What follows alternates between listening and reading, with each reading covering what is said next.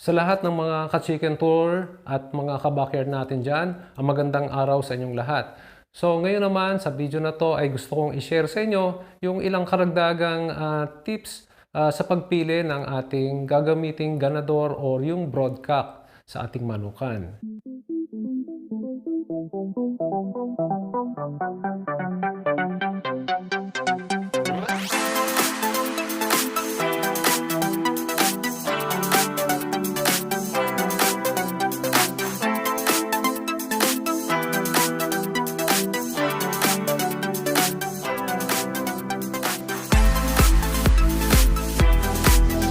No?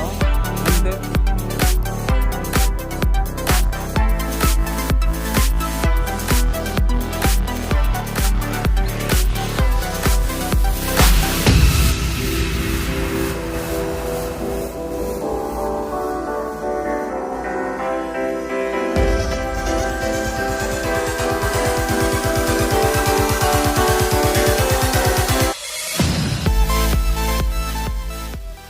Alam niyo mga ka-backyard, sa pagpili ng ating gagamiting ganador, unang-una, mas maganda tanungin natin yung ating sarili kung talaga bang gustong-gusto natin itong ating gagamiting lahi o yung ganador na ating gagamitin. Hindi dahil sa ito yung nauuso or dahil ito yung gusto ng ating kapitbahay. Dahil mas masarap gumising sa umaga na gusto nating makita na agad yung ating mga alagang manok. Kung halimbawa naman na tayo ay kukuha sa ibang manukan or sa farm ng manok, mas maganda na pakiramdaman natin kung ito bang pupuntahan natin ay mapapagkatiwalaan.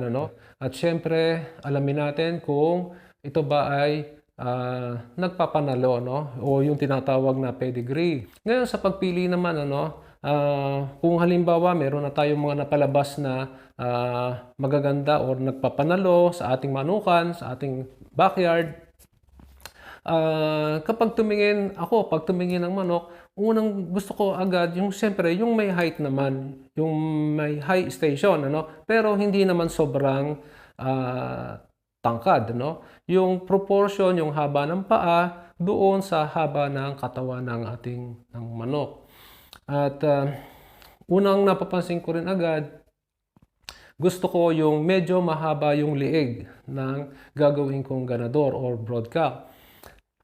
Mas mahaba yung liig, mas maganda, pero yung matibay, dahil merong liig na medyo sobrang kilo or medyo sa tingin pa lang natin mahina, So mas maganda yung mahaba yung liig. At saka kapag tumayo siya, yung ulo niya ay mas maganda, mas prepare ko yung laging nakataas, yun ay palatandaan na ang ating magiging ganador ay laging alerto. So maganda rin mga ka-backyard, kapag gagamitin natin ganador, yung hindi baluktot or kilo or paling yung buntot. Pati yung mga daliri, mas maganda hindi maganda yung kilo, Mas maganda yung normal, yung haba ng mga daliri ng ating mga manok. At kapag naman hinawakan ko na yung manok, mas gusto ko yung hipo na may pitso, May pitso siya sa ilalim, pero hindi naman matulis masyado, Yung mas maganda yung kasabihan o yung tinatawag natin na hugis puso, Buo siya, pero pagdating sa taas, ayoko naman nung bilog.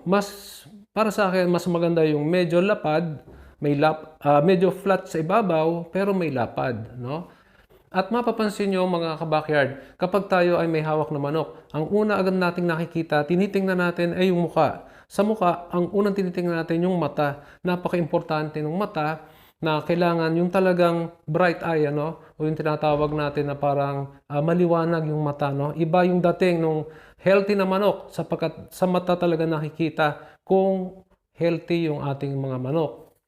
Mas maganda yung medyo utlaw ng konti. So, yung tuka naman, yung swabe lang, hindi naman sobrang haba at hindi rin naman sobrang iksi, At siyempre, pagdating naman sa paa, siyempre, wag naman yung pike at saka wag din yung sakang, Mas gusto ko rin, mas maganda yung tahid, yung mas maganda yung tubo ng tahid ay yung mas mababa o yung mas malapit sa paa. kaysa doon sa mas mataas yung sibol ng tahid, no? Usually, yon ang mas maganda mas accurate pumalo yung mga ganong klase ng manok. At ako mga ka-backyard, pag pumili ako ng ganador, gusto ko yung maganang kumain. Gusto ko yung sila ay maganang kumain pero hindi inaaway or pinapalo yung mga inahin na kasama niya doon sa breeding pen.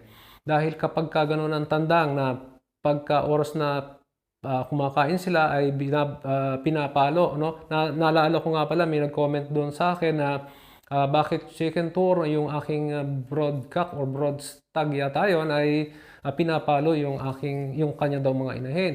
So maaring yung brood stag mo, no, ay yun ay hindi pa masyadong matured kaya ginagawa niya yun. O kaya naman usually yan yung mga lumaki na api-apihan doon sa grupo habang nasa galaan or nasa range. So, pag lumaki yan, usually yan pa yung mga nagiging man-fighter. So, yun nga pala mga ka-backyard. Para sa akin, kahit pa yan ay winning line, kapag yan ay man-fighter, mas maganda wag na natin gamitin. Hindi natin pwedeng isakripisyo yung ating safety or seguridad, lalo na kung may mga bata tayo sa bahay. At hanggang sa oras ng laban sa sabungan, napakadelikado kapag man-fighter ang ating mga manok.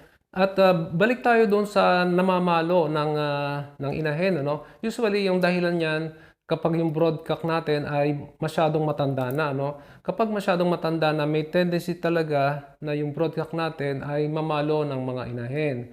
So, ang magiging siguro tip ko sa inyo mga ka-backyard ay kung dati ay meron siyang 7 or 10 inahin na kasama doon sa breeding pen, kapag matanda na, bigyan na lang natin sila ng mga 3 or 4 na inahin or 2 inahin na lamang. Ano?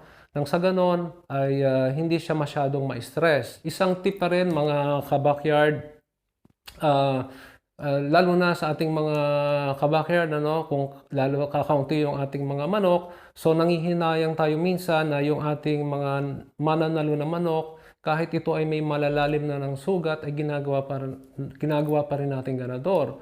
So mas maganda kung may mga kapatid naman sila, no? Since kung talagang winning line yan, pwede natin gamitin yung mga kapatid nila, no? Dahil kapag ang ating gagamiting ganador, mga ka-chicken tour, ay nagtamo na ng masyadong malalim ng sugat doon dahil sa laban, ay kadalasan mapapansin nyo kapag ito ay nag-anak ay mahihina. No? So, iwasan natin hanggat maaari na gumamit ng ganador na may malalalim na sugat o yung parang halos baldado na. No? Ngayon, sa edad ng ating gagamiting ganador, kadalasan talaga maganda ay 2 years old. Pero kahit pa yan ay 5 years old or 8 years old, hindi naman nangangahulugan na hindi na yan magbibigay ng magagandang anak.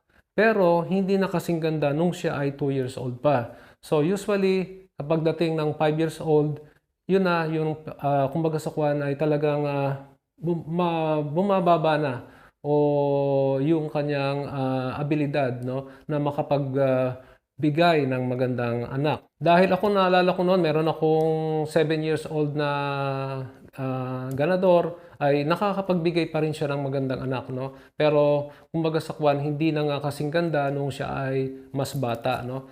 At ang mga ka-chicken tour, kapag may edad na yung ating ganador, mas maganda bigyan natin lagi siya ng mas batang inahin, ano? At yan ay maglalabas pa rin ng anak na mapapansin nyo, makikintab pa rin yung balahibo. Unlike kung yung gagamitin yung inahin pa rin, matanda pa rin. So yung lalabas ng mga anak nila, mapapansin nyo, yung balahibo nila hindi na ganun kakintab. Medyo magaspang na, no? So, ayun mga ka-chicken tour. So, yun lang ang mga ilang karagdagan ano, na tips na pwede kong ma-share sa inyo.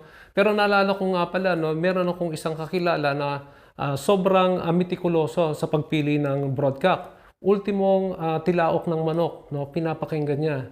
Kapag hindi niya kursunada yung tilaok ng manok, hindi niya ginagawang ganador. So kayo mga ka-chicken tour, anong masasabi niyo, no, sa tilaok ng manok? Ganun din ba kayo? So ayan mga ka-chicken tour, sana nakadagdag kahit konting tips sa pagpili ng ating gagamiting broodcock.